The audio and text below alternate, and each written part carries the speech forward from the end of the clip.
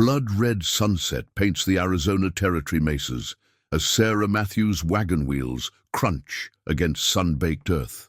Raiders emerge like shadows from the scrubland, their intentions as dark as gathering storm clouds. But fate has other plans. Through eagle-blessed eyes, a lone Apache scout watches from distant cliffs. His people's laws are absolute, never interfere with settler conflicts. Yet something stirs in his warrior's heart when her desperate cries echo through the canyon. Breaking sacred tribal law, he becomes her salvation, his arrows finding their marks with deadly precision. In saving her, he defies his people's most ancient codes. But the real test lies ahead. Can love transcend the deep-rooted hatred between two worlds at war? Before we jump back in, tell us where you're tuning in from. And if this story touches you, make sure you're subscribed, because tomorrow I've saved something extra special for you.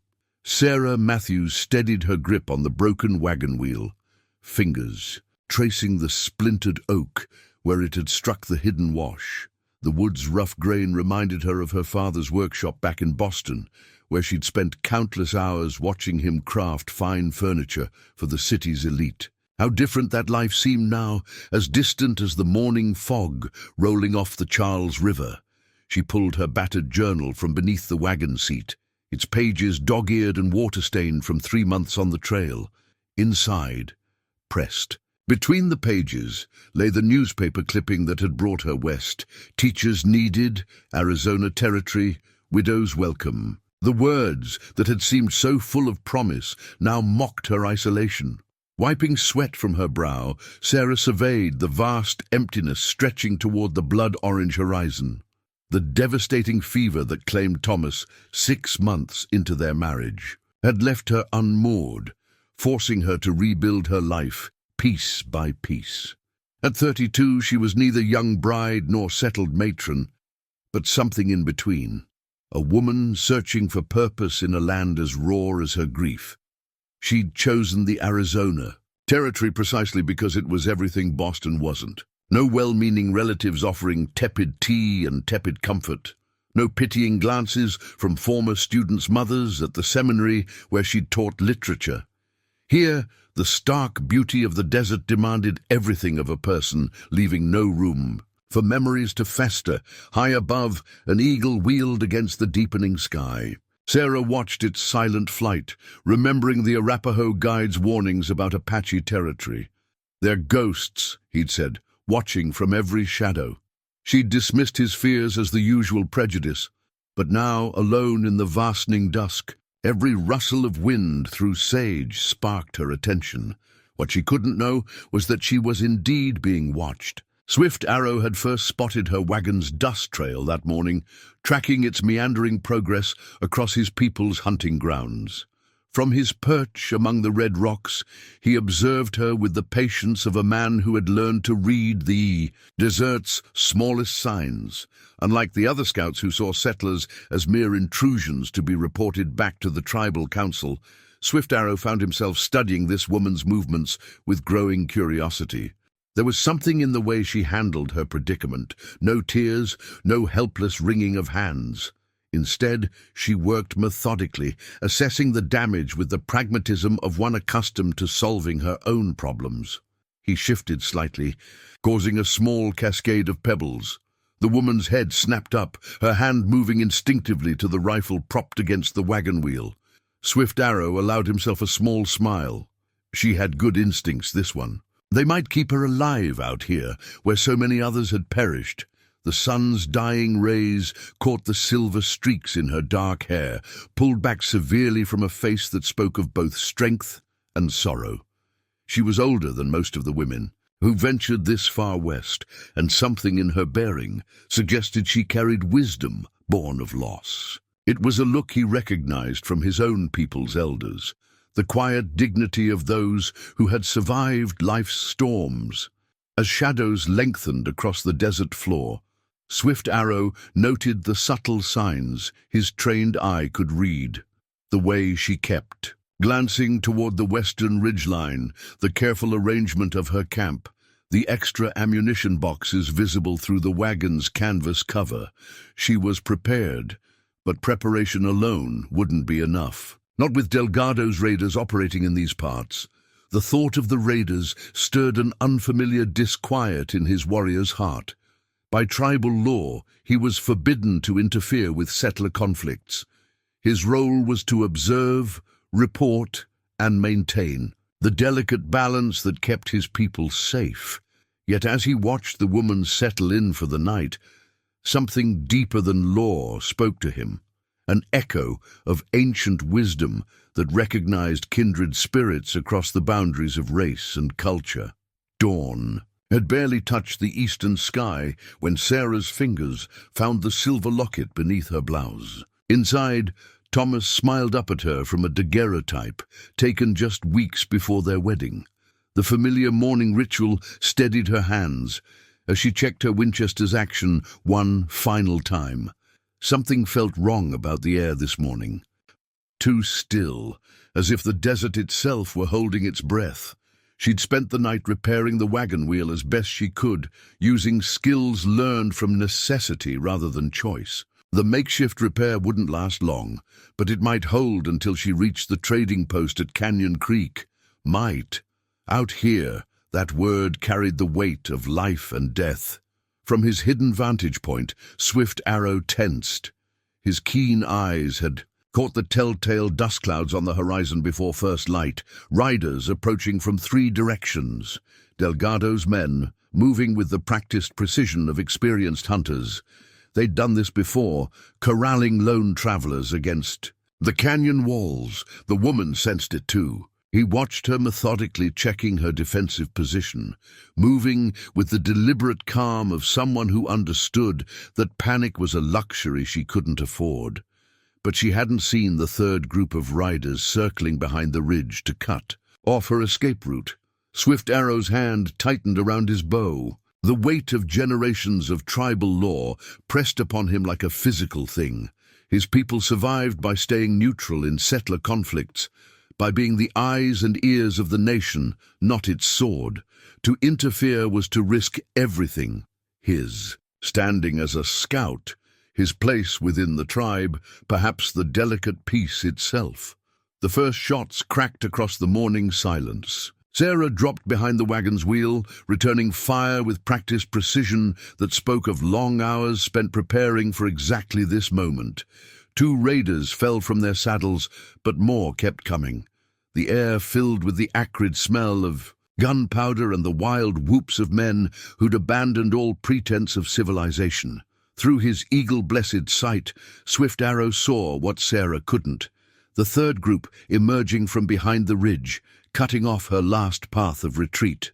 They were toying with her, enjoying the sport of it. His warrior's heart burned with a rage he hadn't felt since his father's death at the hands of Mexican soldiers years ago.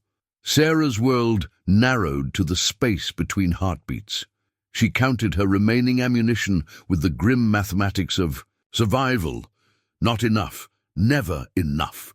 A bullet splintered the wagon wheel beside her head, sending wooden shrapnel slicing across her cheek. Her fingers found the locket again, not for comfort this time, but as a reminder of all she had already survived. The raiders were closing in, their confidence growing with each passing moment.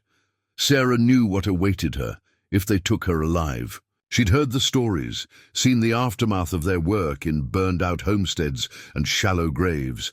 Her hand moved to the small derringer hidden in her boot, her last resort, saved for herself. Swift Arrow saw the gesture and understood its meaning. In that moment, the weight of tribal law seemed to lift from his shoulders, replaced by something older and deeper, the warrior's code that transcended all human boundaries. Some acts of evil required an answer, regardless of the cost. His first arrow took the nearest raider through the throat, the man's death cry cut short before it could begin.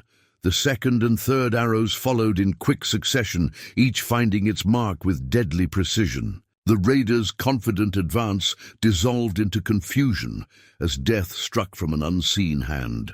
Sarah seized the moment, her Winchester speaking with renewed purpose. Between her accuracy and Swift Arrow's arrows, the raiders' advantage quickly evaporated. Those who could still ride fled into the desert, leaving their dead and wounded behind. In the sudden silence that followed, Sarah stood slowly, her rifle still ready. She'd caught glimpses of her mysterious savior during the fight. Flashes of movement, the whisper of arrows in flight. Now she watched as a tall figure emerged from the rocks above, moving with the fluid grace of a mountain lion. Their eyes met across the blood-stained ground, and in that moment, both recognized that everything had changed.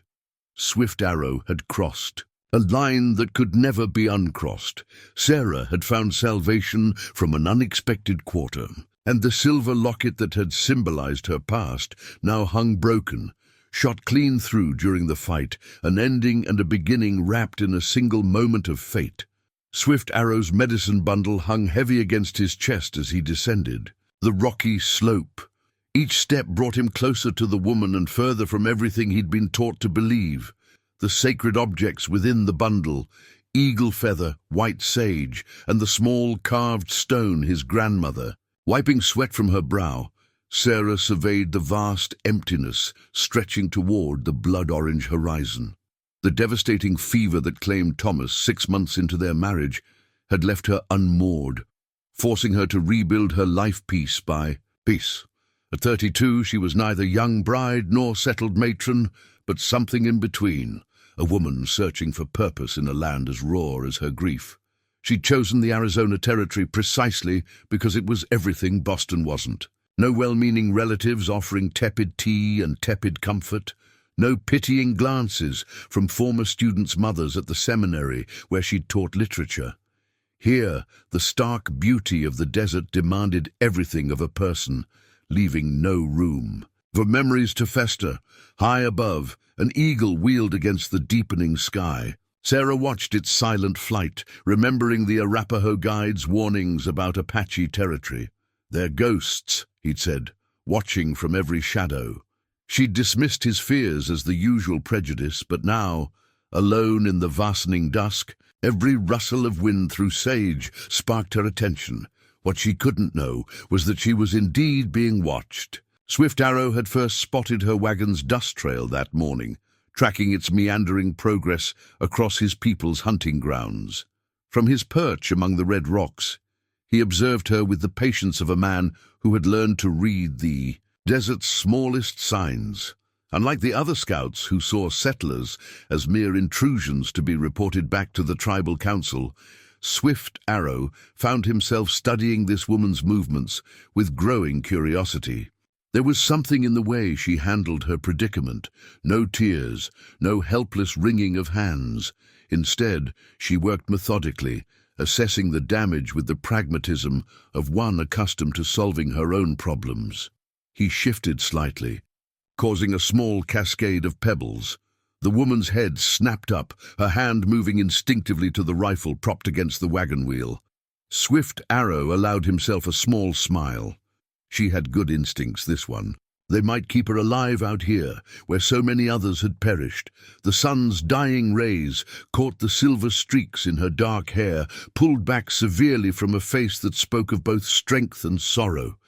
She was older than most of the women who ventured this far west, and something in her bearing suggested she carried wisdom born of loss. It was a look he recognized from his own people's elders, the quiet dignity of those who had survived life's storms.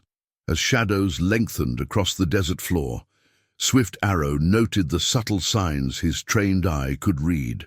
The way she kept. Glancing toward the western ridgeline, the careful arrangement of her camp, the extra ammunition boxes visible through the wagon's canvas cover. She was prepared, but preparation alone wouldn't be enough. Not with Delgado's raiders operating in these parts. The thought of the raiders stirred an unfamiliar disquiet in his warrior's heart. By tribal law, he was forbidden to interfere with settler conflicts. His role was to observe, report, and maintain the delicate balance that kept his people safe. Yet as he watched the woman settle in for the night, something deeper than law spoke to him. an echo of ancient wisdom that recognized kindred spirits across the boundaries of race and culture.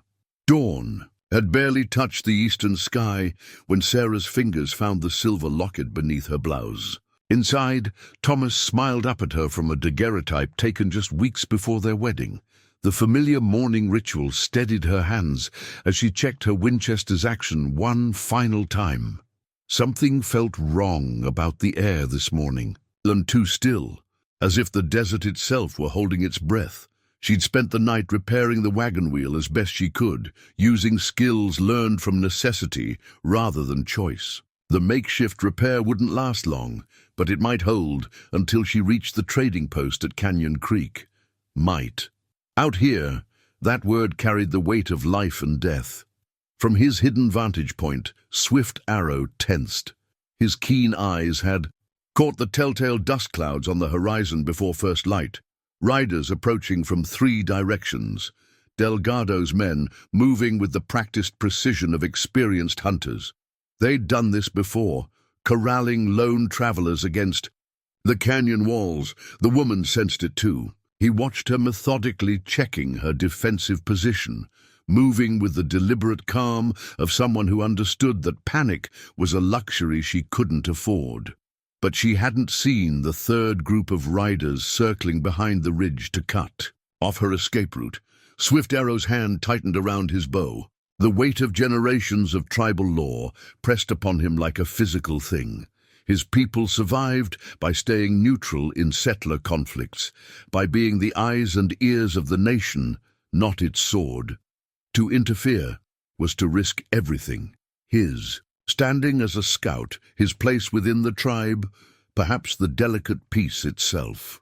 The first shots cracked across the morning silence. Sarah dropped behind the wagon's wheel, returning fire with practiced precision that spoke of long hours spent preparing for exactly this moment. 2 raiders fell from their saddles, but more kept coming. The air filled with the acrid smell of gunpowder and the wild whoops of men who'd abandoned all pretense of civilization. Through his eagle-blessed sight, Swift Arrow saw what Sarah couldn't, the third group emerging from behind the ridge, cutting off her last path of retreat. They were toying with her, enjoying the sport of it. His warrior's heart burned with a rage he hadn't felt since his father's death at the hands of Mexican soldiers years ago. Sarah's world narrowed to the space between heartbeats. She counted her remaining ammunition with the grim mathematics of survival. Not enough. Never enough. A bullet splintered the wagon wheel beside her head, sending wooden shrapnel slicing across her cheek. Her fingers found the locket again, not for comfort this time, but as a reminder of all she had already survived. The raiders were closing in, their confidence growing with each passing moment. Sarah knew what awaited her if they took her alive. She'd heard the stories, seen the aftermath of their work in burned-out homesteads and shallow graves. Her hand moved to the small derringer hidden in her boot, her last resort, saved for herself. Swift Arrow saw the gesture and understood its meaning. In that moment, the weight of tribal law seemed to lift from his shoulders, replaced by something older and deeper, the warrior's code that transcended all human boundaries. Some acts of evil required an answer, regardless of the cost. His first arrow took the nearest raider through the throat. The man's death cry cut short before it could begin. The second and third arrows followed in quick succession, each finding its mark with deadly precision. The raider's confident advance dissolved into confusion as death struck from an unseen hand. Sarah seized the moment, her Winchester speaking with renewed purpose. Between her accuracy and Swift Arrow's arrows, the raider's advantage quickly evaporated. Those who could still ride fled into the desert, leaving their dead and wounded behind. In the sudden silence that followed, Sarah stood slowly, her rifle still ready. She'd caught glimpses of her mysterious savior during the fight, flashes of movement, the whisper of arrows in flight. Now she watched, as a tall figure emerged from the rocks above, moving with the fluid grace of a mountain lion. Their eyes met across the blood-stained ground, and in that moment, both recognized that everything had changed. Swift Arrow had crossed. A line that could never be uncrossed. Sarah had found salvation from an unexpected quarter. And the silver locket that had symbolized her past now hung broken, shot clean through during the fight, an ending and a beginning wrapped in a single moment of fate. Swift Arrow's medicine bundle hung heavy against his chest as he descended. The rocky slope, each step brought him closer to the woman, and further from everything he'd been taught to believe. The sacred objects within the bundle, eagle feather, white sage, and the small carved stone his grandmother had given him, seemed to pulse with the weight of his choice. He moved with deliberate slowness, hands open at his sides. The woman kept her rifle trained on him with unwavering precision, though he noted the slight tremor in her arms from the fight's exertion. Blood from the wooden splinters had dried on her cheek, marking her face like warrior's paint. "I mean, you no harm," he said in careful English, words learned from years of secret observation along the trading routes. The surprise that flickered across her face told him she hadn't expected this ghost of the desert to speak her tongue. Sarah studied him with the same intensity he'd shown her. His face bore the sharp angles of his people, but his eyes held something she hadn't expected, not just intelligence, but a depth of understanding that transcended their different worlds. The medicine bundle that marked him as a holy man caught the morning light, its beadwork telling stories she yearned to understand. "You broke your own laws to save me," she said, finally lowering her rifle. It wasn't a question. Living on the frontier had taught her enough about Apache ways to understand the magnitude of what he'd done. Swift Arrow touched the medicine bundle, drawing strength from its ancient power. "Some laws are written by men," he replied. "Others are written in the heart." The words were his grandmother's, spoken to him long ago when he'd questioned the path of a warrior. Memory took him back to his initiation as a scout, 12 summers past. The medicine man had placed this very bundle around his neck, speaking the sacred obligations. "You are the eyes of the people, not their sword. To watch, to learn, to protect our ways by keeping the balance." He had lived by those words, earned his place among the tribal council's most trusted scouts. "What will happen to you?" Sarah asked, breaking into his thoughts. She was cleaning her wound now, using water from her canteen with practiced efficiency. "The council will decide." He moved to help her gather scattered supplies, noting how she'd modified her wagon for better defense. Clever adaptations that spoke of a mind that planned ahead. "But first, we must move. More raiders will come when these do not return." Sarah glanced at her broken wagon, then at the bodies scattered across the blood-stained earth. "I can't leave the wagon. Everything I own." "Everything you own will mean nothing if you are dead," Swift Arrow interrupted, his tone gentle but firm. "I know a place, safe, hidden, but we must go now." He watched her internal struggle, seeing in her face the same war between practicality and pride that he'd faced in choosing to save her. Finally she nodded, gathering only what she could carry: ammunition, food, water, and a small leather satchel of personal items. As she worked, Swift Arrow performed the necessary rites for the dead, even the raiders. His grandmother had taught him that all souls deserved peace, regardless of their actions in life. The ritual words fell from his lips in ancient Apache, a prayer for safe passage to the spirit world. Sarah watched him with quiet respect, understanding that she was witnessing something few outsiders had seen. When he finished, she spoke softly. "My name is Sarah Matthews." "Swift Arrow," he replied, touching his medicine bundle once more. "Though perhaps after today I will need a new name." There was no bitterness in his voice, only acceptance of what must be. He led her up a hidden trail, one that would leave no trace for others to follow. As they climbed, he found himself sharing knowledge that should have remained secret, teaching her how to place her feet, which rocks would hold firm, how to move like a shadow across the land. The medicine bundle swayed with each step, its contents shifting like the changing path of his life. His grandmother's words came back to him again. Sometimes the greatest honor comes from breaking the laws of men to keep the laws of the heart.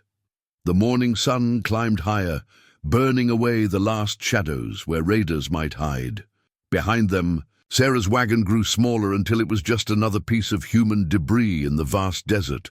Ahead lay uncertainty, but Swift Arrow felt an unfamiliar peace. For the first time in his life, he was fully awake, fully present, fully himself.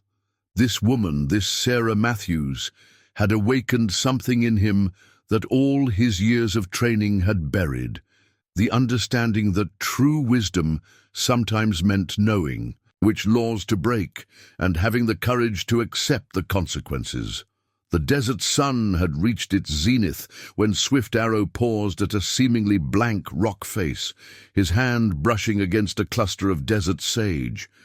From his medicine pouch, he withdrew a handful of dried herbs, desert mugwort, creosote leaves, and flowers Sarah didn't recognize. Their pungent aroma filled the air as he crushed them between his palms. "The healing plants show us the way," he explained, noting her curious expression. "Where they grow, water flows beneath." His fingers found invisible handholds in the rock, revealing a narrow passage that Sarah's settler eyes would have missed 100 times. The canyon beyond took her breath away. A hidden waterfall spilled silver threads down red rock walls, feeding a small but lush garden of medicinal plants. Swift Arrow had created a healer's sanctuary in this secret place, blending Apache wisdom with practical innovations gleaned from years of observing settler medicine. "My grandmother was a healer," he said, leading her to a shelter cleverly constructed against the canyon wall. "She taught me that all people bleed the same color, feel the same pain." He gestured to her wounded cheek. "Let me help you," as she taught me. Sarah touched her injury, suddenly aware of its throbbing heat. In the intensity of their escape, she'd pushed the pain aside, but now it demanded attention. She sat where he indicated, watching as he selected leaves and flowers with practiced care.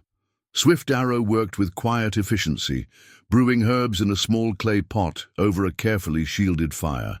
The familiar scent of yarrow mixed with unfamiliar Apache medicines. Sarah found herself relaxing despite her natural caution, lulled by the waterfall's gentle music and her protector's calm presence. "In Boston, they would have stitched this," she said as he cleaned her wound with the herbal infusion. His touch was surprisingly gentle for hands so skilled in warfare. "But I think I prefer your way. The white man's medicine has power." Swift Arrow acknowledged, applying a poultice of crushed leaves.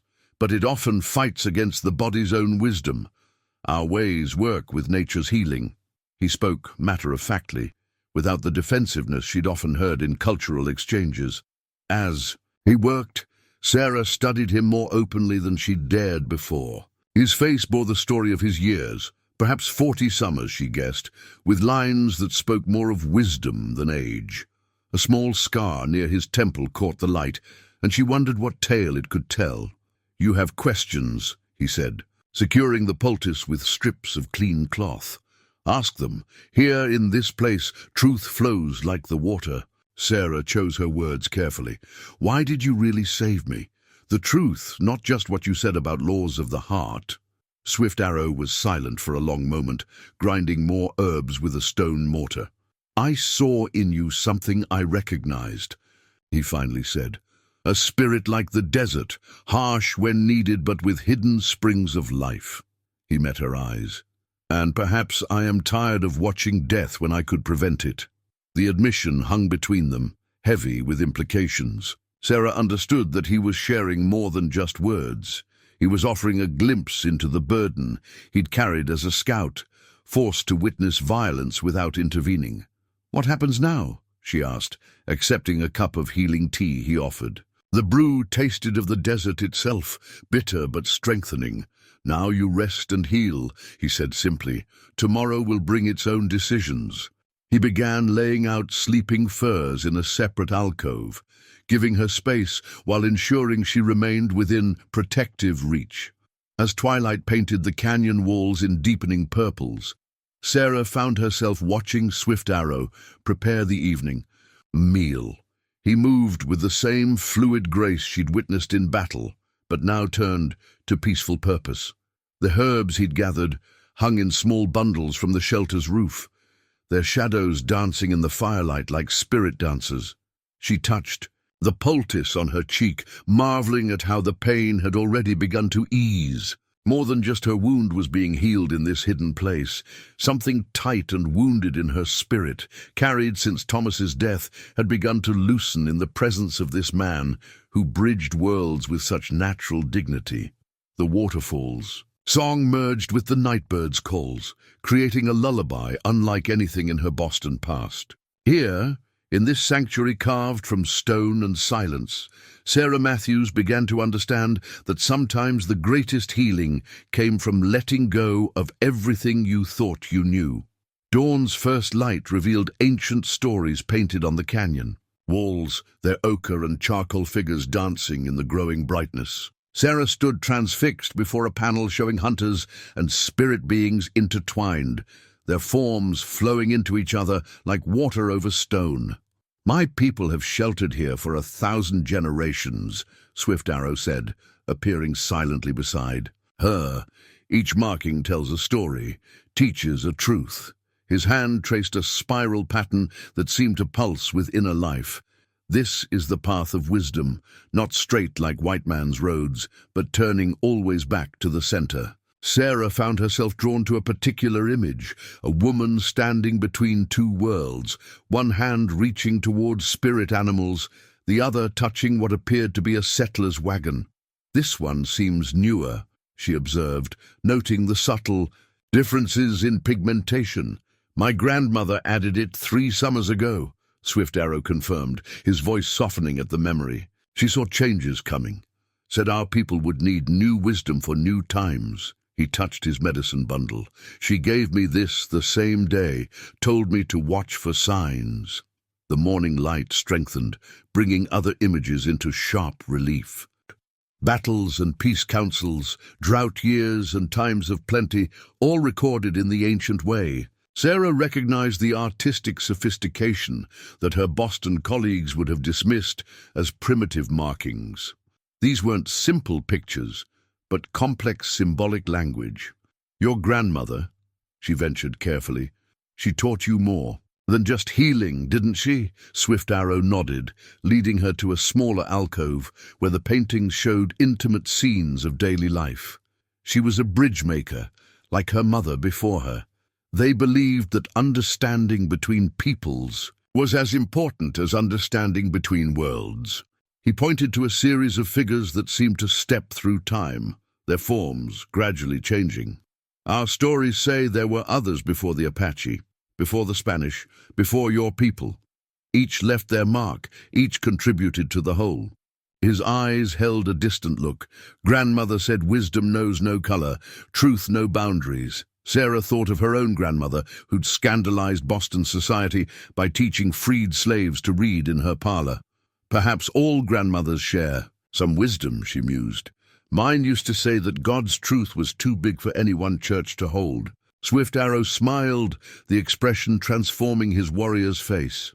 "Your grandmother would have understood mine well." He gestured to a painting of women gathered around a fire. "They knew that hearts speak clearer than tongues." The growing heat of day drove them deeper into the canyon's shelter, where Swift Arrow showed her a hidden chamber decorated with handprints of all sizes. "Each generation adds their mark," he explained. "A reminder that we are all part of the continuing story." Sarah found herself reaching toward a small child's print, remembered pain tightening her throat. "Thomas and I, we hoped for children," she said softly. "The fever took that dream with him." Swift Arrow was quiet for a long moment, respecting her grief. Then he spoke words that seemed to come from the paintings themselves. "The Apache say that all children belong to all people. A woman who teaches is mother to many spirits." The simple truth of it eased something in Sarah's heart. She thought of her students back east, of the children she hoped to teach here in the territory. Perhaps there were many ways to leave one's handprint on the future. They spent the morning among the ancient art, swift arrow, translating stories that spoke to their present situation, tales of unlikely allies, of wisdom found in breaking with tradition, of love transcending boundaries. Sarah began to understand that these weren't just historical records, but living guidance passed down through generations. As the day advanced, they heard the distant cry of an eagle. Swift Arrow's expression grew serious. The council will have noticed my absence by now. Soon they will send scouts. He touched the painted spiral again. Whatever comes, remember what you've seen here. Some truths are written in stone for a reason. Sarah studied the images one last time. The woman between worlds, the spiral path, the generations of handprints reaching through time. She understood that Swift Arrow had shared more than just stories with her. He had shown her a way of seeing that transformed everything. The eagle called again, closer now. Sarah felt the weight of past and present pressing around them like the canyon walls. Yet somehow, surrounded by the wisdom of ages, she felt not trapped, but sustained, held in the embrace of something far older and deeper than her own brief years. Sarah sat in the fading light, her journal open on her lap. The familiar leather cover was worn smooth from years of daily writing, its pages containing the story of her transformation from Boston society wife to frontier widow to whatever she was becoming now. Her pen hovered over a blank page as she searched for words to capture the complexity of her situation. "You write your stories as we paint ours," Swift Arrow observed, settling nearby with quiet grace. He'd spent the afternoon reinforcing their defenses, though he made the work appear as natural as gathering herbs. "It helps me understand things," Sarah replied, finally beginning to write. "Sometimes I don't know what I think until I see it in my own words." She glanced up to find him watching her with genuine interest.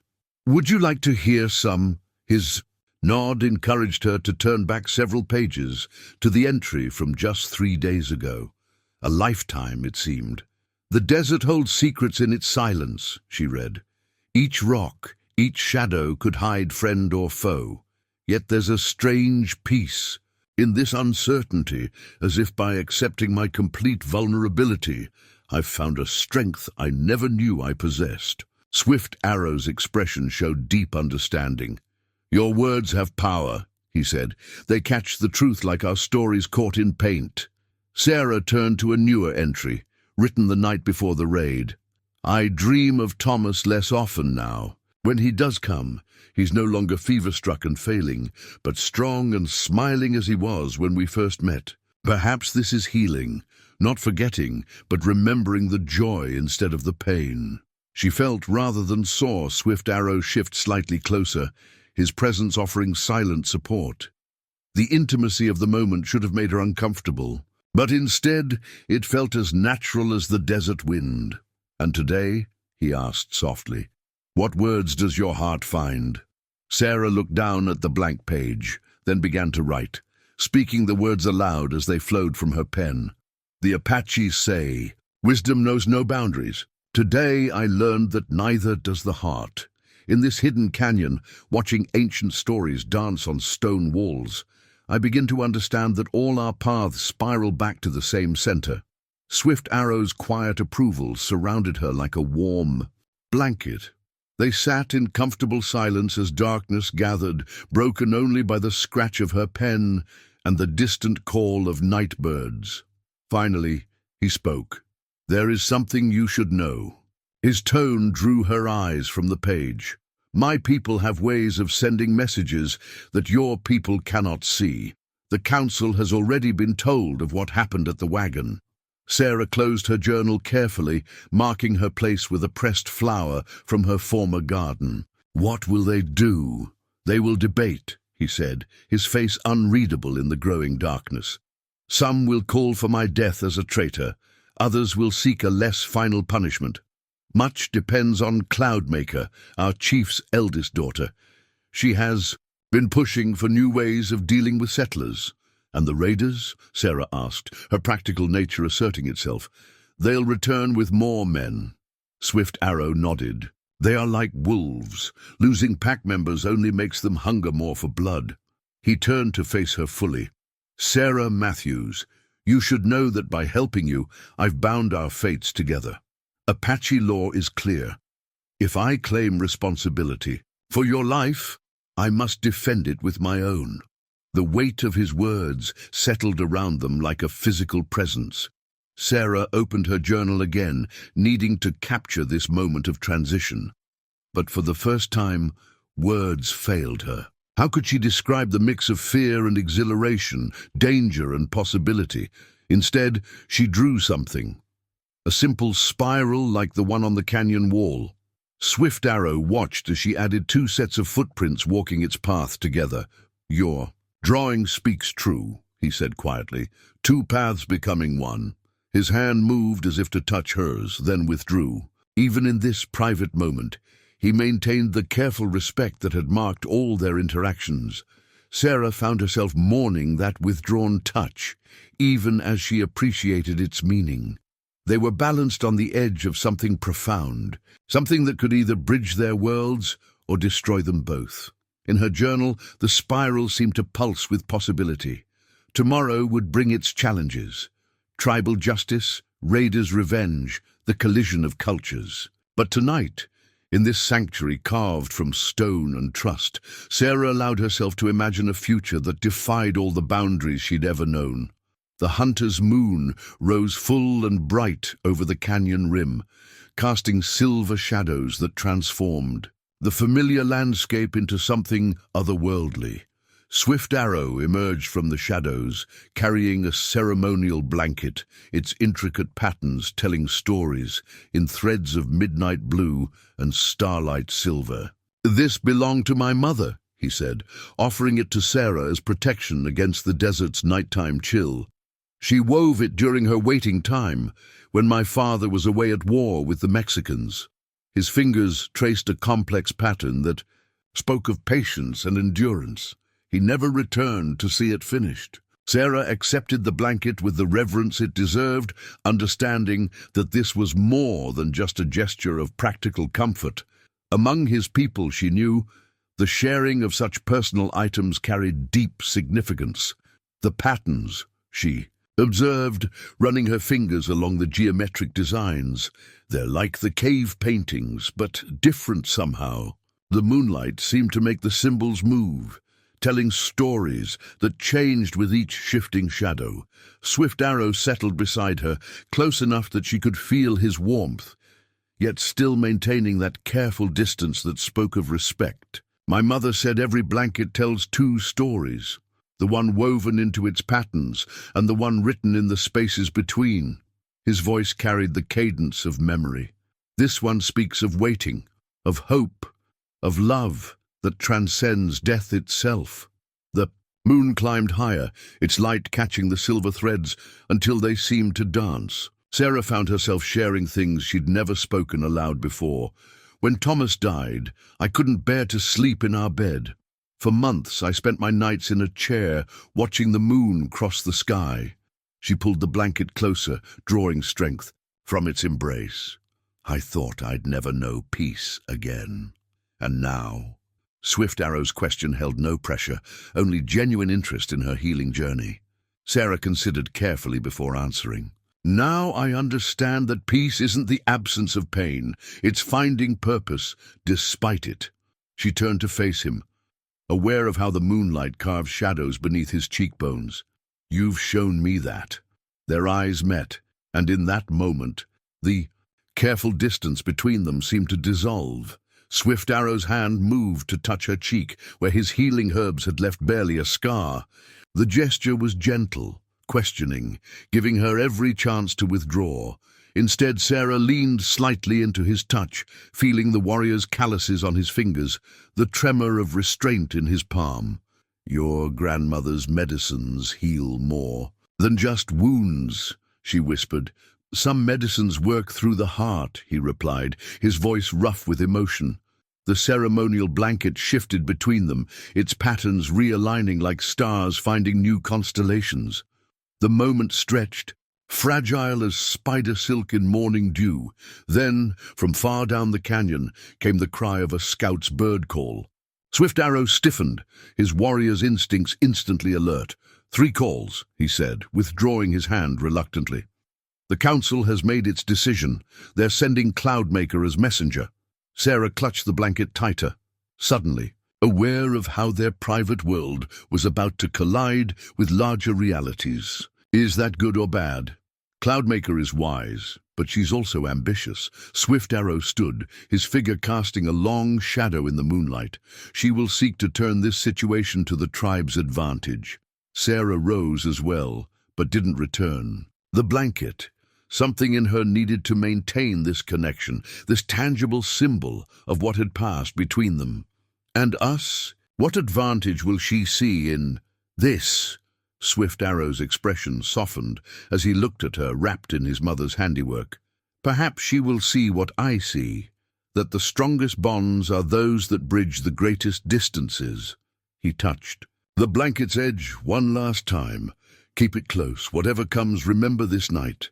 The moon watched impassively as they prepared for their visitor, each lost in private thoughts. Sarah folded the blanket carefully, noting how its patterns seemed to shift and change, like their own story being woven before her eyes. She understood that tomorrow would bring new challenges, new decisions, new consequences. But tonight, under the hunter's moon, something profound had shifted between them. Like the spaces between the blanket's patterns, some truths were best read in silence, in the places where words failed and only the heart could speak. Cloudmaker arrived as the moon reached its zenith, her presence announced by a warning arrow that thudded into the canyon wall near their shelter.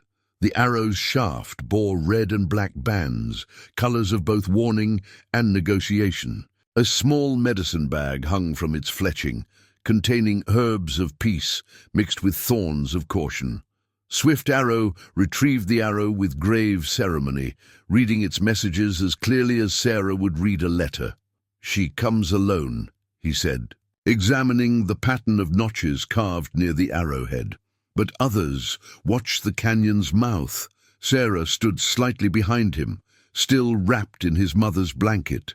She'd seen Cloudmaker once before, at a distant trading post, a woman who carried authority as naturally as she carried the ceremonial knife at her belt. Now that same woman emerged from the shadows like a spirit made flesh, her dark eyes missing nothing. "So," Cloudmaker said in perfect English, her gaze moving between them, "the great Swift Arrow breaks our most sacred law for a white woman." Her tone held neither condemnation nor approval, just careful assessment. The council expected better from Greyhawk's son. Swift Arrow's posture remained respectful but unbowed. "I broke one law to keep a greater one. The warrior's code demands we protect the innocent." "Innocent?" Cloudmaker's laugh was sharp as obsidian. "When have settlers ever been innocent in our lands?" But her eyes lingered on Sarah with growing interest. "Though perhaps, tell me, woman of the white people, what do you know of Apache law?" Sarah stepped forward, letting the ceremonial blanket fall from her shoulders. She understood this was a test, one that could determine both their fates. "I know that I stand here because Swift Arrow chose the law of compassion over the law of separation. I know that such choices carry prices that must be paid." Cloudmaker's eyebrows rose slightly. "You wear Laughing Water's blanket," she observed, naming Swift Arrow's mother, "and you speak of our ways with unusual understanding." "She has learned quickly," Swift Arrow said quietly, "as I have learned from her."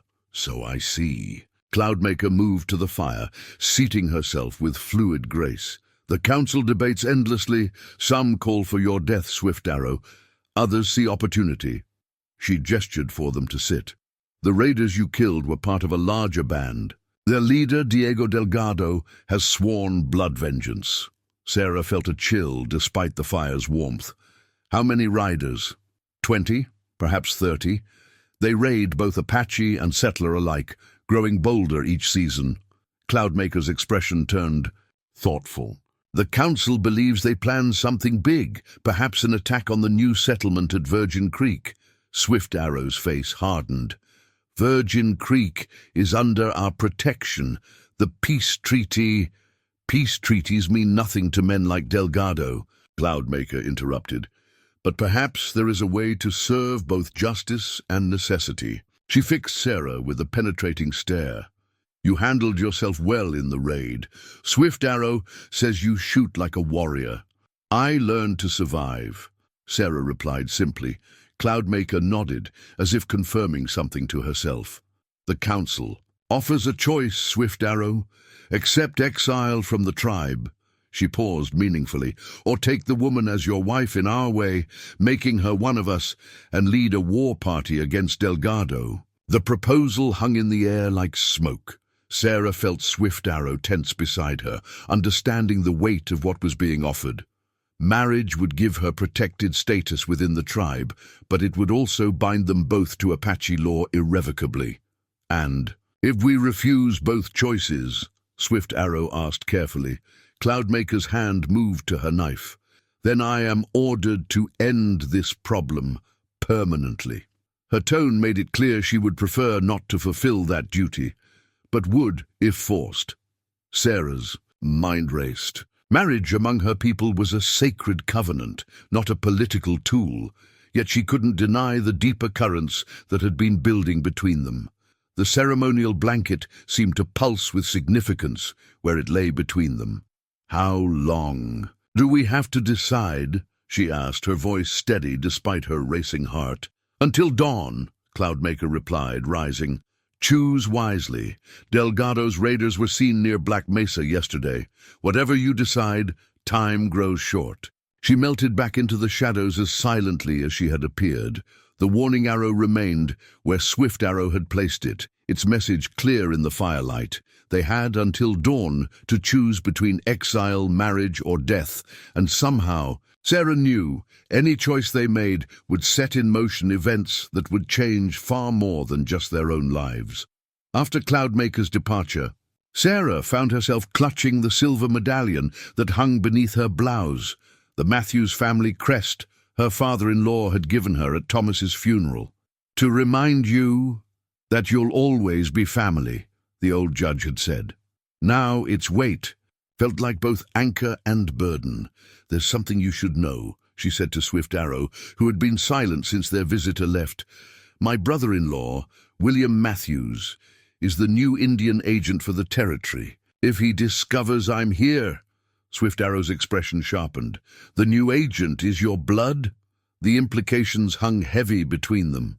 William Matthews had a reputation among the Apache for being fair-minded, but absolutely rigid about maintaining separation between settlers and tribes. He was Thomas's younger brother. Sarah's fingers traced the medallion's worn surface. He promised Thomas he'd look after me. When he learns about the raid, he'll send search parties. He already has. Swift Arrow moved to the canyon's edge, gesturing for her to follow.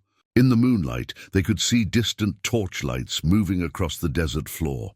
They're following the wrong trails now, but by tomorrow, Sarah felt the future closing in from all sides. If William finds me here, he'll assume I'm a captive. He won't understand. She stopped, realizing how impossible it would be to explain what had grown between her and Swift Arrow to her proper Boston family. And if he learns the truth? Swift Arrow's question was gentle, but direct. That you stayed willingly with an Apache scout who broke his own laws to save you? He'd have you arrested, Sarah said quietly. Or worse. William believes in the law absolutely, both American and Apache. The idea of us. She couldn't finish the thought. Swift Arrow was silent for a long moment, watching the search party's torches draw patterns across the darkness. Then perhaps Cloudmaker's offer holds more wisdom than we first thought.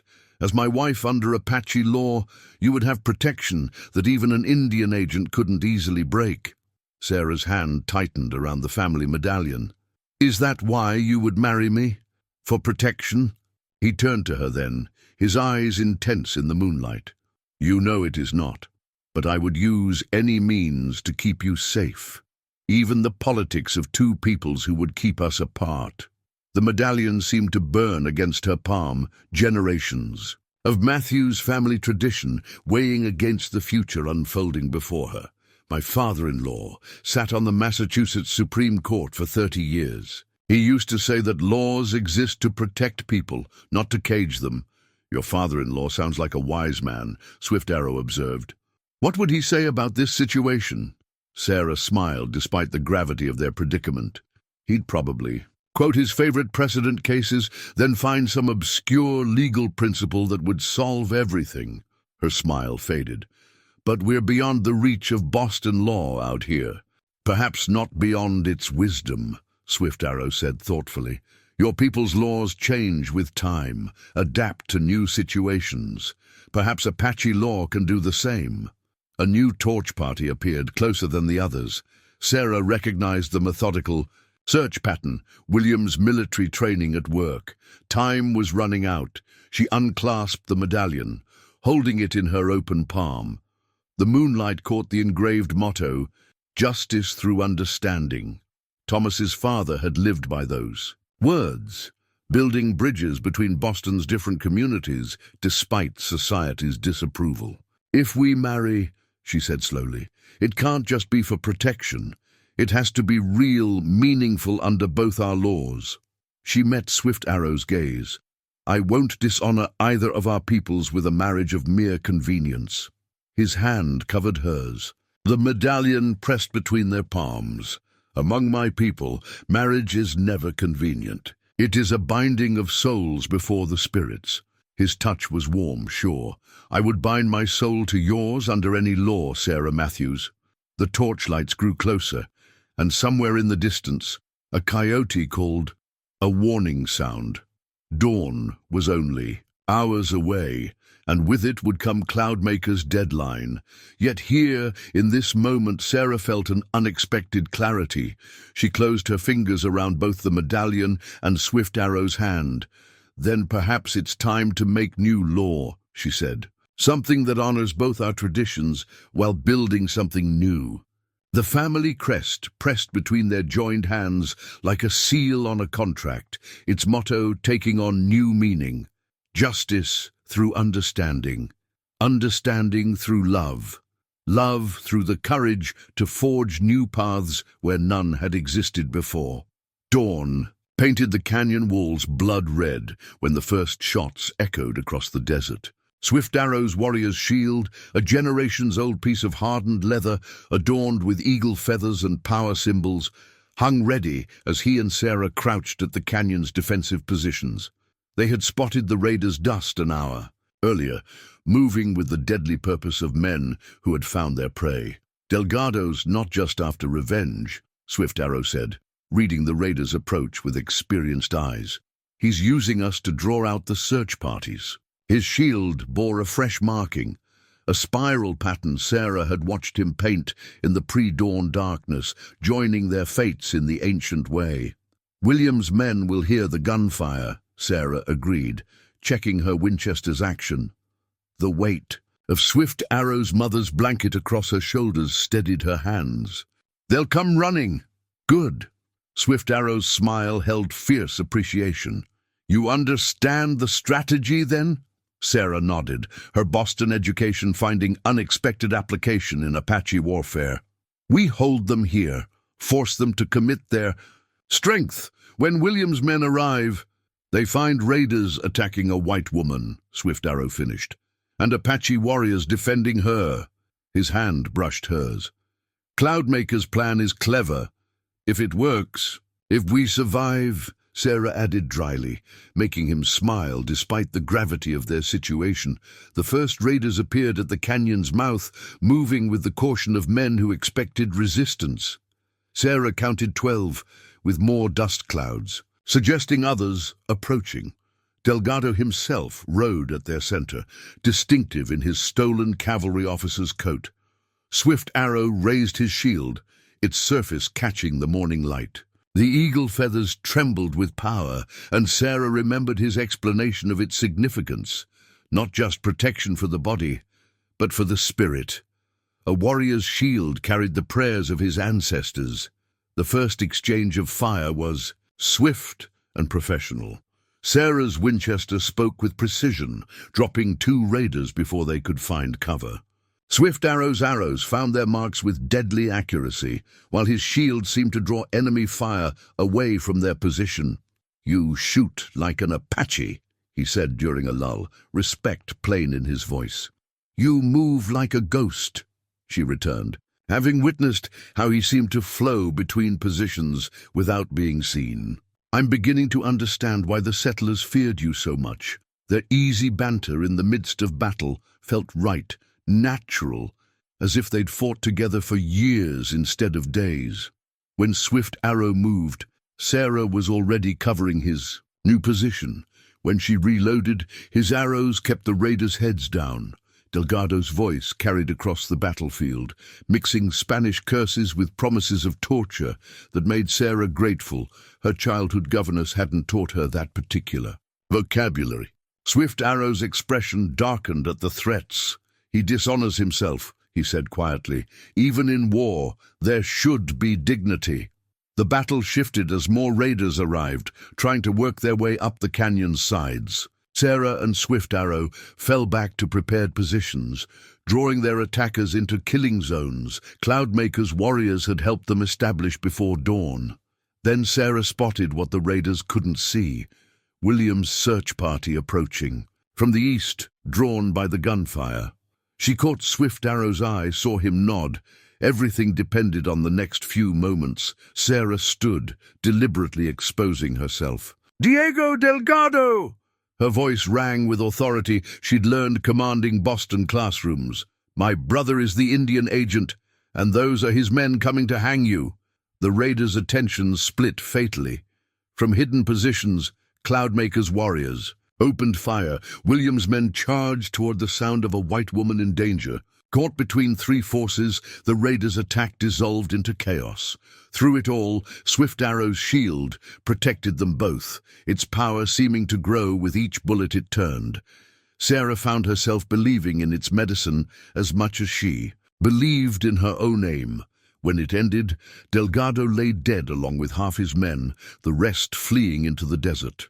William's search party surrounded the canyon's mouth, while Cloudmaker's warriors emerged from their positions like spirits materializing. From stone, William's voice carried up the canyon. "Sarah? Sarah Matthews? Are you there?" She stood slowly, still wrapped in the ceremonial blanket, Swift Arrow beside her with his shield lowered, but ready. Their position, their stance, their very presence together would raise questions no one could easily answer. But as they faced the approaching forces, William's legal authority, Cloudmaker's tribal power, and all the complex consequences of their choices, Sarah felt only certainty. Swift Arrow's shield had protected more than their bodies. It had created a space where something new could emerge, something that might bridge the chasm between their worlds. The morning sun struck the shield's surface, making its spiral pattern glow like a promise. Together, they began their descent, to meet whatever future awaited them below. In the aftermath of battle, 2 camps formed at the canyon's base. William's search party on one side, Cloudmaker's warriors on the other. Between them, beneath a hastily erected shade awning, sat the principals of what Sarah's legal father-in-law would have called an unprecedented judicial proceeding. Cloudmaker had produced her grandfather's peace pipe, its catlinite bowl and eagle-feathered stem bearing witness to generations of treaties. The pipe's presence transformed the negotiation, lending it the weight of sacred ceremony. William Matthews sat stiffly in his agent's uniform, his cavalry sword laid carefully aside as tradition demanded. At 35, he looked more like Thomas than ever, the same stubborn set to his jaw, the same intelligence burning in his eyes. But where Thomas had been a dreamer, William was a pragmatist. "You understand the position you've put me in, Sarah," he said, watching Cloudmaker prepare. "The pipe with traditional herbs. By law, I should arrest him for abduction." "By whose law, William?" Sarah sat straight, still wearing Swift Arrow's mother's blanket like a badge of office. Apache law would have left me to die. Swift Arrow chose a higher law, the same kind of law your brother lived by. The mention of Thomas softened William's expression slightly. Cloudmaker, ever observant, seized the moment to speak. "Your agent's heart knows truth," she said in careful English, "even if his head argues with it." She handed the pipe to Swift Arrow for the first ritual draw. Swift Arrow performed the ceremony with profound dignity, drawing the smoke and offering it to the 4 directions before speaking. "I claim no rights over Sarah Matthews that she does not freely give. I broke my people's law to follow the warrior's code, to protect the innocent, to fight with honor. And in doing so," Cloudmaker added, "he has opened a door between our peoples that perhaps the spirits meant to be opened." She took the pipe, drawing deeply before passing it to Sarah. "The woman has proven herself worthy of our ways. She fights like an Apache, thinks like a leader, and understands the importance of balance." Sarah accepted the pipe with appropriate reverence, remembering Swift Arrow's careful instructions about the ritual. The smoke was sweet and strong, carrying the weight of history. "William," she said softly, "do you remember what your father said at Thomas's funeral about laws being meant to protect people, not cage them?" William's hands clenched briefly. "I remember. I also remember promising Thomas I'd look after you." "Then look!" Sarah gestured to the scene around them. Apache warriors and cavalry scouts sharing water, discussing the battle with professional respect. "This is what protection really looks like. 2 peoples working together against a common enemy. Swift Arrow and I, we're not the problem. We might be the solution." The peace pipe reached William. He held it for a long moment, years of military training warring with the progressive principles his father had instilled in him. Finally, he drew the sacred smoke. "The raiders have been a thorn in everyone's side," he admitted. "Your handling of them today was impressive." Cloudmaker nodded approvingly. "The agent begins to see with clear eyes. Perhaps he will also see that his sister has found a warrior worthy of her strength." She met William's gaze. "Among my people, such a match would be celebrated, not condemned. And if I did sanction this arrangement," William chose his words carefully, "what guarantee do I have of Sarah's safety, her freedom?" Swift Arrow spoke with quiet authority. "I offer my life as bond. By Apache law, a warrior's word is his soul. By your law, I will make any pledge you require." Sarah watched her brother-in-law wrestling with the decision. The peace pipe continued its circular journey, each round softening the rigid lines between their separate worlds. She remembered Thomas's favorite Shakespeare quote, "The quality of mercy is not strained." "There might be a way," William said finally. "The agency has been looking for a liaison between the settlers and Apache, someone who understands both worlds." He looked meaningfully at the couple. Cloudmaker's eyes sparkled with triumph. The spirits show wisdom through unexpected channels. She lifted the pipe in formal blessing. "Let it be known among both peoples that this union has been witnessed, approved, and blessed under all laws." The pipe completed its final round as the sun reached its zenith. Sarah felt the weight of the moment settling around them like the smoke, not an ending but a beginning. Swift Arrow's hand found hers, their fingers intertwining like the sacred herbs in the pipe's bowl. William watched this simple gesture with new understanding. The peace pipe had worked its ancient medicine, turning law into justice, suspicion into possibility. The bridge between worlds had begun to take shape. The sacred drum's deep voice carried across the council grounds, its rhythms as old as the mountains themselves. Sarah felt each beat in her bones as she stood before the assembled tribal leaders. The ceremonial blanket now worn in the traditional manner Cloudmaker had taught her. 7 days of preparation had led to this moment, her formal petition to be accepted into the tribe. The drum belonged to the eldest council member, Running Bear, who had carried it for 50 summers. Its buffalo hide surface bore markings, recording every major decision in tribal memory. Today, it would bear witness to something unprecedented. Swift Arrow stood slightly behind her, as tradition demanded.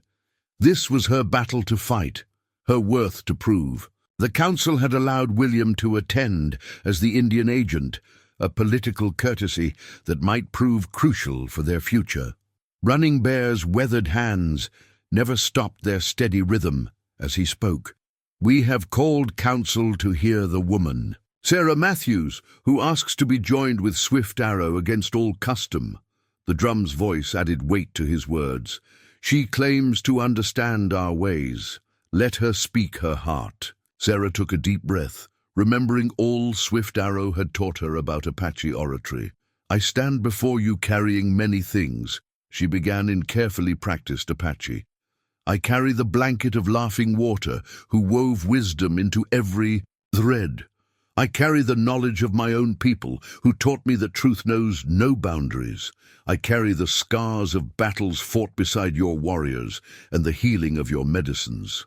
The drum's rhythm shifted subtly, acknowledging her use of their language and formal speaking patterns. She continued, gaining confidence.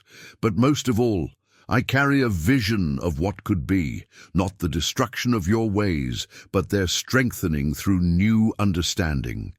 Cloudmaker, seated among the council members, gave an almost imperceptible nod of approval.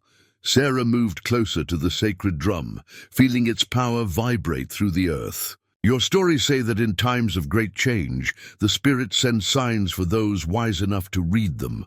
Consider, a warrior bound by ancient law chooses compassion over tradition. A woman from the East finds strength in Western ways. Enemies, and come together to defeat a common evil," she gestured to William. "The Indian agent himself witnesses our truth." Running Bear's hands never faltered on the drum as he challenged her. "Pretty words, but what of children? What of the mixing of bloods?" Sarah had been prepared for this question. "I have seen the cave paintings in Swift Arrow's canyon. They show that your people have faced such choices before. Each time, the tribe grew stronger by embracing new strengths while holding firm to its core truths."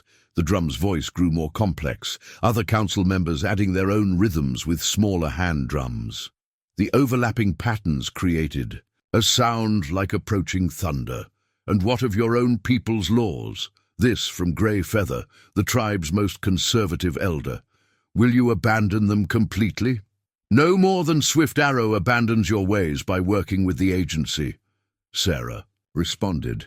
"The future asks us not to abandon our laws, but to understand them more deeply." She touched the family medallion, now worn openly. "My father-in-law, a great judge among my people, taught me that true law serves life, not custom alone." Drum rhythms shifted again, growing stronger. Sarah felt the moment balancing on a knife's edge. She looked at Swift Arrow, drawing strength from his quiet presence, then played her final card. "I ask you to read the signs the spirits have sent. The raiders who threatened both our peoples are defeated. The agency seeks new ways to keep peace. Even the sacred drum speaks with many voices today, just as our future must speak with many voices." Running Bear's ancient hands stilled the drum suddenly, leaving a profound silence. "You speak of signs," he said. "Here is one more. Never has a white woman addressed this council in our tongue. Never has one shown such respect for our ways while holding firm to her own truth." He lifted the drum, pointing to a blank space on its surface. "Perhaps it is time for a new story to be recorded." The other council members stirred, exchanging glances heavy with meaning. Cloudmaker seized the moment to speak. "The woman has proven her worth in battle, her wisdom in council, and her respect for our ways. What more do our laws require?" One by one, the other drums fell silent. Running Bear's weathered fingers traced a new mark on the sacred drum's surface, a spiral pattern that Sarah recognized from Swift Arrow's shield. "The council has heard, the council has seen." His voice carried the weight of generations. Let it be recorded that on this day the people chose to grow stronger through understanding rather than weaker through fear. The sacred drum spoke once more, its voice now triumphant. Sarah felt Swift Arrow's hand take hers as the council members rose in acceptance. The drum's rhythm became a heartbeat, pulsing with new life, new possibilities, new hope. In the pre-dawn quiet, Sarah sat with Cloudmaker and the other tribal women, watching as they prepared the ceremonial wedding beads. Each strand carried its own significance. White shell for purity, turquoise for strength, coral for protection. But it was the new addition that brought tears to her eyes. Worked into the traditional pattern were pearls from her mother's necklace, sent by William as both blessing and remembrance. Every marriage builds a bridge, Cloudmaker said, her skilled fingers weaving the strands together. But yours builds many bridges at once. She held up the beads to catch the first light. See how the different stones strengthen each other.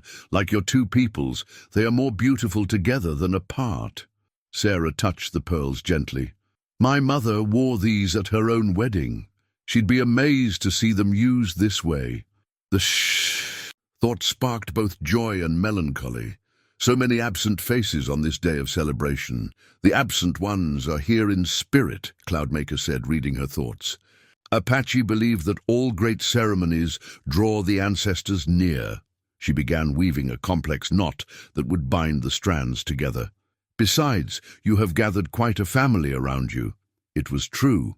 Beyond the traditional wedding preparations, an unprecedented gathering was taking shape. William had brought a circuit judge from Tucson who would perform a legal ceremony alongside the Apache rites.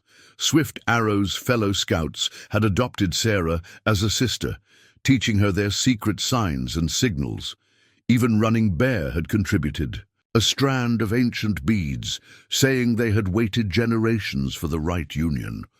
There will be those who oppose this, Cloudmaker warned, though her hands never stopped their work. On both sides, Sarah nodded, helping to sort the remaining beads. There will always be fear of what's different, but there will also always be people who see beyond their fear. She smiled, remembering Swift Arrow's words about the spiral path always returning to center. The wedding beads took shape as the sun rose, each strand telling part of their story. Cloudmaker worked with the patience of one who understood that some ceremonies couldn't be rushed. Tell me again about your Boston marriage customs, she said. We should honor them too. Sarah described the white dress, the church ceremony, the exchange of rings. To her surprise, Cloudmaker incorporated elements of each into the beadwork. A strand of white shells arranged like a bride's train, circles of turquoise suggesting wedding bands, even a small cross carved from local silver. Your God and our spirits speak different words for the same truths, the older woman observed. Why shouldn't their blessings flow together? Other women joined them as the morning progressed, bringing their own contributions. Sarah was touched to see even Greyfeather's wife arrive with a leather pouch of precious red coral beads. For strength in difficult times, the conservative elder's wife said simply. Through it all, the wedding beads grew more complex and beautiful. Sarah learned that each knot had meaning, each pattern told a story. Cloudmaker taught her the ancient songs that would be sung as the beads were blessed, their words speaking of harmony between earth and sky, man and woman, past and future. Swift Arrow fasts in the medicine lodge, Cloudmaker told her as they worked. Preparing his spirit for the change. She gave Sarah a knowing look, and your warrior brother stands guard outside, making sure he doesn't break tradition by trying to see you. Sarah laughed, imagining William maintaining his military bearing among the sacred rituals. He had surprised everyone with his adaptation to Apache ways, perhaps none more than himself.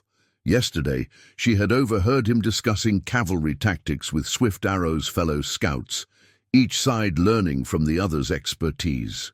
As the wedding beads neared completion, Cloudmaker began teaching Sarah the words she would speak in the ceremony. "These are not just promises," she explained. "They are power words as old as our people. When you speak them, you speak with the voices of all women who have built bridges before you." Sarah practiced carefully, wanting to honor both traditions properly. The judge would ask for her vows in English, but her heart would hold these Apache words forever, each promise wrapped around her like the strands of beads themselves. Protection, strength, unity, wisdom. "There," Cloudmaker said finally, holding up the completed beadwork. "Look how the light plays through each stone, making rainbow paths between them." The whole piece seemed to pulse with life and possibility. "Like your union, it is not purely Apache, not purely white, but something new and strong." Sarah touched the beads one last time before they would be used in the ceremony. Pearls from Boston society and coral from desert traders, turquoise from sacred mountains and silver from Spanish mines, all joined together in an unbroken circle of hope and promise. The wedding beads lay uncompleted when the warning came. Surviving raiders had gathered reinforcements and were moving to attack the ceremony grounds. Swift Arrow's battle staff, an ancient weapon marked with the deeds of 3 generations of warriors, stood ready by the council fire as the camp mobilized for defense. "They choose their moment well," Swift Arrow said grimly, lifting the staff. Its surface bore fresh markings from their previous encounter with Delgado's men. "They think to find us distracted with celebration." Sarah checked her Winchester, while Cloudmaker quickly wrapped the wedding beads in protective leather. William arrived with news from his cavalry scouts. "At least 40 riders," he reported, "some wearing Mexican army uniforms. They mean to make this personal." "Good," Sarah said, surprising them all. "Let's end this properly, before our new life begins." She caught Swift Arrow's questioning look. "Unless Apache tradition forbids a bride from fighting on her wedding day," Cloudmaker's laugh was fierce and approving. "Tradition says a warrior woman proves herself worthy through combat. What better wedding gift than victory?" She handed Swift Arrow's battle staff to Sarah. "Here, a wife should know her husband's weapons as well as her own." The staff felt alive in Sarah's hands, its wood warm and thrumming with stored power. Swift Arrow showed her the proper grip, his hands covering hers. "My grandfather's grandfather made this from lightning-struck oak," he explained. "Each mark tells of a time when love of people proved stronger than love of peace." Their eyes met, understanding flowing between them. They would face this challenge as they had faced all others, together, drawing strength from both their traditions. William watched them with growing respect. "I've positioned my men to support your warriors," he told Swift Arrow. "Whatever happens today will be recorded as a joint operation between the agency and the tribe." His meaning was clear. This battle would have official sanction, their partnership acknowledged by both governments. The first shots came as the sun reached its zenith. The raiders had expected to find a wedding party. Instead, they found a prepared and unified defense. Sarah and Swift Arrow moved like dancers, sharing an intimate knowledge of each other's rhythms. When he used the battle staff to knock a raider from his horse, she was already covering his exposed side with precise rifle fire. When she reloaded, his arrows kept their enemies at bay. Cloudmaker's voice rose above the combat, singing the ancient war songs. Other voices joined her, Apache warriors and cavalry troopers alike taking up the rhythm. The battle staff seemed to pulse in time with their voices, each strike marking another victory against those who would keep their peoples divided. Sarah found herself moving with instincts born from both her cultures. The precision of her Boston finishing school merged with Apache warrior wisdom, creating something entirely new. She used the staff as an extension of her will, just as she used her rifle as an extension of her eye. Swift Arrow fought beside her with fierce pride, his own movements complementing hers perfectly. Together, they drove deep into the raiders' ranks, breaking their formation and shattering their confidence.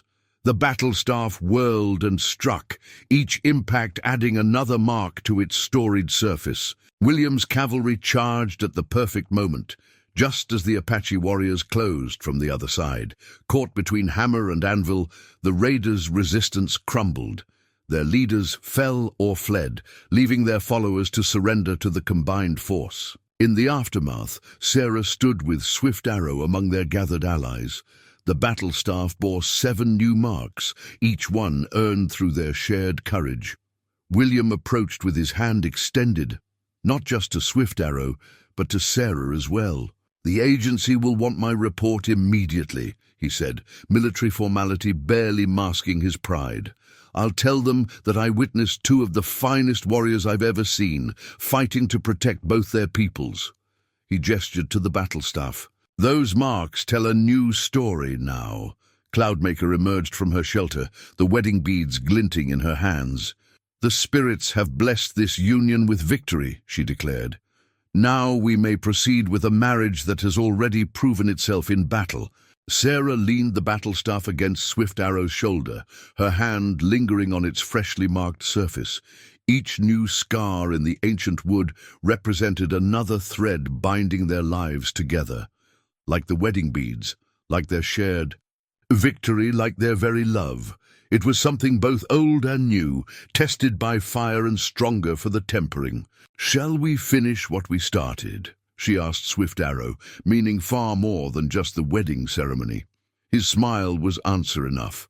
The battle staff had recorded their worth as warriors. Now it would stand witness as they began their greatest adventure, building a bridge between worlds that no force could tear down. As twilight painted the desert in shades of purple and gold, Greyfeather's wife presented Sarah with an unexpected gift, a beautifully crafted cradle board, its surface decorated with symbols from both Apache and settler traditions. Christian crosses mingled with spirit animals, Boston ivy patterns twined around desert blooms, all painted with pigments ground from local stones. "For the future," the elder's wife said softly. "My grandmother made this in secret many summers ago, when she dreamed of a time when our peoples would join as one." Her weathered fingers traced the intricate patterns. "She said the child who slept here would dream in many languages." Sarah held the cradle board with trembling hands, understanding the profound significance of the gift. This wasn't just acceptance. It was an acknowledgement of the future they would build together, a future where children might grow up knowing the richness of both cultures. The wedding site had been prepared with similar care for blending traditions. The judge's lectern stood beside the tribal elder's sacred fire. Sarah's white wedding shawl, sent by her Boston family, draped over one shoulder of her Apache ceremonial dress. The wedding beads caught the last rays of sunlight, their mixed elements creating tiny rainbows. Swift Arrow waited for her beside the fire, wearing formal agency clothing beneath his warrior's sash. The battle staff stood witness, its fresh marks still visible. William stood at his side as both Indian agent and brother, equally comfortable now in both roles. Cloudmaker began the ceremony with the burning of sacred herbs, their smoke carrying prayers skyward. "We gather on ground made sacred by blood and courage," she announced in both Apache and English. "Ground where old hatreds died and new understanding was born." The judge spoke next, his legal words carrying their own weight. "We are here to witness a union that transcends the boundaries of culture and custom, joining 2 peoples as we join 2 hearts." Sarah walked the ceremonial path that had been laid out, feeling the different textures beneath her feet, Boston carpet, Apache blankets, and the eternal desert sand supporting them both. The cradle board was placed carefully beside Swift Arrow's battle staff, future and past standing together. Running Bear's sacred drum began its heartbeat rhythm as Sarah reached Swift Arrow's side. Their eyes met, sharing memories of every step that had led them here, from that first raid to their final victory, from suspicion to trust, from respect to love. The ceremony wove together, like the strands of the wedding beads, Apache vows of strength and honor, blended with Christian promises of faith and devotion. The judge spoke of legal bonds, while Cloudmaker invoked spiritual ones.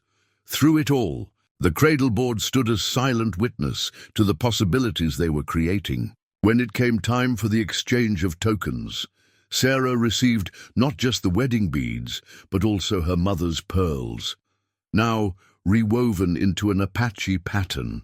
Swift Arrow placed them around her neck with words in both languages. "With these beads, I bind my soul to yours, under all laws, before all powers." Sarah's gift to him was equally meaningful, a silver band engraved with both their names, worn on a leather cord in the Apache way. "With this token," she said in carefully practiced Apache, then in English, "I join my path to yours, teaching as I learn, growing as we grow together." The cradleboard's presence gave special weight to the judge's formal pronouncement about future issue of their union having full rights under both tribal and federal law. William had worked carefully on that wording, ensuring their children would be protected in both worlds. Cloudmaker lifted the cradleboard high as she made the final blessing. "Let all see what comes from courage and wisdom. Let all understand that love builds stronger walls than fear tears down." The assembled witnesses, Apache warriors, cavalry officers, tribal women, and settler families, responded as one community. Sarah felt Swift Arrow's hand strong and sure in hers as they completed the ceremonial circle. The cradleboard was returned to its place of honor as they passed, its mixed symbols seeming to glow in the firelight. Their final steps brought them to where they had started, but everything had changed. The sacred drum's voice rose in celebration as Swift Arrow drew Sarah into the formal wedding dance. Their movements spoke of both passion and patience, desire tempered by respect, love strengthened by shared purpose. Around them, others joined the dance, Apache and settler, warrior and peacemaker, all moving to the same rhythm. The cradleboard caught the light of rising stars, its symbols promising a future where children would grow up knowing no boundaries except those of wisdom, no laws except those of love. Sarah and Swift Arrow had built more than just a marriage. They had created a template for possibility itself. 3 months after their wedding, Sarah stood beside Swift Arrow as Cloudmaker presented them with an unexpected honor, the feathered crown that had once belonged to her grandfather, the tribe's greatest peace chief. The crown's eagle feathers were interwoven with threads of gold and silver, symbolizing the rare ability to bridge different worlds. "My grandfather wore this when he made the first peace with the Spanish," Cloudmaker explained, her voice carrying across the gathered council. "He said true leadership is not about standing apart, but about helping others stand together." She placed the crown carefully on a woven blanket between them. "The council has watched you these past moons." Indeed, their work had already begun changing the territory. The trading post at Virgin Creek had become a model of cooperation, with Sarah teaching English to Apache children in the morning and Swift Arrow instructing settlers in desert survival by afternoon. Their home, built where the canyon met the valley, had become a gathering place for both peoples. "You have created something new," Cloudmaker continued, "without destroying what was valuable in the old." She gestured to where William sat with the tribal elders, discussing ways to expand their successful approach to other settlements. "Even the most traditional among us see the wisdom in this path." Swift Arrow touched the feathered crown with profound respect. "This belongs to your family line," he said. "We cannot accept such an honor." "The crown goes where wisdom flows," Cloudmaker replied firmly. "My grandfather's spirit led me to this decision." She smiled at Sarah. "Besides, are we not all family now?" Sarah thought of the cradleboard at home, no longer just a symbol of possibility. Her hand moved unconsciously to her belly, where new life was just beginning to stir. Swift Arrow's child would be born into a world already changing, where the boundaries between peoples grew more permeable each day. "The crown carries responsibilities," Cloudmaker warned. "You will be called upon to settle disputes, guide both peoples through difficulties." Some will resist the changes you represent. Let them resist, Sarah said with quiet confidence. The desert teaches us that even the hardest stone can be shaped by persistent wind and water. She had learned this truth deeply in her months of building bridges between cultures. Swift Arrow nodded, understanding her meaning. Change comes like the eagle's dance, he added, using an Apache teaching metaphor. Sometimes soaring, sometimes hovering, but always moving forward. Cloudmaker lifted the crown, its feathers catching the sunlight. Then accept this trust, not just from my family, but from all who dream of a better way. She placed it first. On Swift Arrow's head, then Sarah's, blessing each in turn. Lead us in the eagle's dance. The responsibility settled around them like a tangible thing. Sarah remembered her first days in the territory, how lost and alone she had felt. Now she stood surrounded by family drawn from two worlds, carrying a child who would inherit the best of both. Their work had already borne fruit. Apache scouts and cavalry patrols coordinated their efforts against raiders. Trading post merchants learned Apache words, while tribal craftsmen adapted their wares for settler tastes.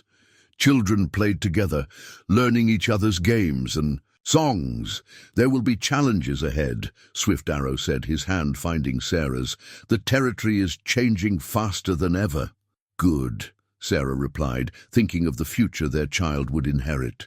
We'll face those changes together, helping others find the balance we've found.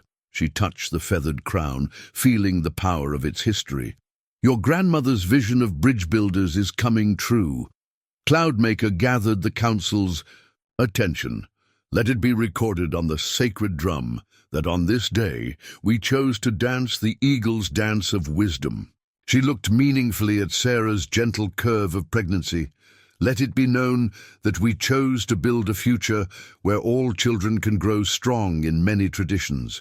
The council members rose in approval, led by Greyfeather himself. The old traditionalist had become one of their strongest supporters after watching Sarah master Apache ways while maintaining her own identity. The eagle's dance requires both wings, he said. One wing alone cannot soar. As if summoned by his words, an eagle appeared, overhead, riding the thermal currents in ever-widening spirals. Sarah and Swift Arrow stood beneath the feathered crown, watching its dance with new understanding. Like the great bird, they would help their peoples find the difficult balance between holding on and letting go, between honoring tradition and embracing change.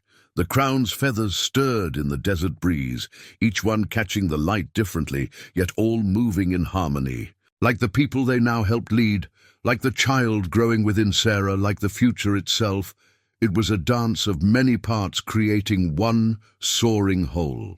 5 summers after Sarah and Swift Arrow's wedding, Cloudmaker completed the story. Robe, a masterwork of Apache and European techniques that told their tale in symbols and scenes that flowed like water across the supple leather. She presented it on the day their daughter, Dawn Eagle, took her first steps between two worlds. The robe's images began with the raid that brought them together. Painted in traditional Apache style, but incorporating Boston watercolor techniques Sarah had taught the tribal artists. The scenes progressed through their journey. The healing herbs, the cave paintings, the warrior's shield and battle staff, the wedding beads, and the feathered crown. Each image carried multiple meanings, readable in both cultures' symbolic languages. Every great story needs a keeper, Cloudmaker said, watching Dawn Eagle toddle between her parents. The child had Sarah's questioning eyes and Swift Arrow's quiet dignity, her very existence a bridge between worlds. This robe will help her understand the path her parents walked. Sarah traced the scenes while Dawn Eagle watched with serious attention. Here, she told her daughter, is where your father chose courage over custom. Her finger moved to another image. Here is where two peoples learned to fight as one. Each story was now part of both tribal and territorial history, taught in Agent Williams' schools and told around Apache fires. Swift Arrow lifted Dawn Eagle onto his lap, his warrior's hands gentle with their daughter. "And here," he said, pointing to the scene of their wedding, "is where the eagle's dance began in earnest." The robe showed both ceremony styles, the images intertwined like the lives they'd built. Their home had become exactly what they'd hoped, a place where cultures met and learned from each other. Sarah's school now taught children from both communities, using methods that honored both ways of learning. Swift Arrow's warriors trained territorial rangers in desert warfare while learning cavalry tactics in return. The trading post had grown into a true settlement where both peoples lived and worked together. "Tell me again," Dawn Eagle said in the clear voice of childhood, "about the medicine bundle and the family medallion." It was her favorite part of their story, where her parents' separate traditions first began to merge. Sarah smiled at Swift Arrow over their daughter's head. The medallion still hung around her neck, now paired with Apache medicine beads. His medicine bundle had gained a small cross carved from Boston silver. Like the story robe, they had learned to carry both cultures with equal honor. Cloudmaker touched a final image she had added to the robe, a scene showing future generations. "Your story goes on," she said. "Each child born to this new way makes the path broader, the understanding deeper." Her eyes held knowing wisdom. "Speaking of which," Sarah's hand moved to her belly, where their second child grew. "We're thinking of naming this one Thomas Running Bear," she said, "to honor both families." Swift Arrow nodded, adding, "If it's a boy, if a girl, perhaps Grace Cloudmaker." The story robe seemed to shimmer in the afternoon light, its images alive with possibility. Dawn Eagle reached out to touch a spiral pattern that wove throughout the scenes. "Like grandmother's bread dough," she said, referring to how Sarah's Boston sourdough starter now lived happily beside Apache flatbread in their kitchen. "Yes, little one," Swift Arrow laughed. "Life spirals like bread dough, always. Growing, always returning to center." He had become as comfortable with Boston metaphors as Sarah had with Apache wisdom teachings. William arrived as the sun began to set, bringing news from the territorial governor. More settlements were requesting similar arrangements, seeing how, well, the Virgin Creek model worked. "You've started something larger than yourselves," he told them, accepting Dawn Eagle's eager hug. "The story robe may need more chapters." "There will always be more chapters," Sarah said, watching her daughter run to greet a group of arriving Apache children. "The truth of it is, in her steps, in her easy way of moving between worlds." Dawn Eagle was teaching her friends to play hopscotch using Apache counting songs, the games of two cultures becoming something new and joyful. Cloudmaker carefully folded the story robe, its surface catching the last rays of sun. "Some stories end," she said, "but the best ones show us how to begin again." She presented the folded robe to Dawn Eagle, who accepted it with instinctive reverence. "Your parents broke trails through hard ground. Your generation will build roads where they walked." Sarah and Swift Arrow stood together, watching their daughter hold their story in her small hands. The evening wind carried the scent of sage and Sarah's rose garden, desert and settlement mingling like the cultures they'd brought together. Above them, an eagle soared in the endless dance of wind and sky, its wings spread wide to embrace all the possibilities they'd created.